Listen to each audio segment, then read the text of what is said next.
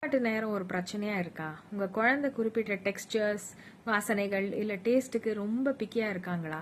Hi, என்னோட பேர் அர்ச்சனா ராமன். நான் ஒரு certified feeding occupational therapist.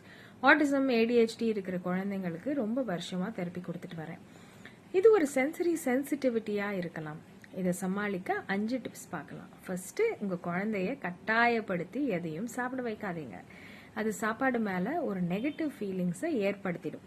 Second, புது உணவுகளை ரொம்ப சின்னதா மெதுவா அறிமுகப்படுத்துங்க. அவங்க அதை டச் பண்ணலாம், ஸ்மெல் பண்ணலாம், இல்ல லிக் பண்ணா கூட போறோம். தேர்ட், அவங்களுக்கு பிடிச்ச உணவுகளிலிருந்து அவங்கள சாய்ஸ் பண்ண விடுங்க. அது அவங்களுக்கு ஒரு கண்ட்ரோலை கொடுக்கும்.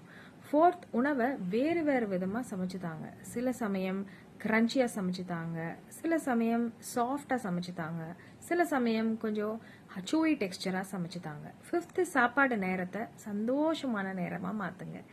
சாப்பாட்டை பத்தி பேசுங்க, கதைகள் சொல்லுங்க, அவங்கள ஸ்ட்ரெஸ் ஃப்ரீயா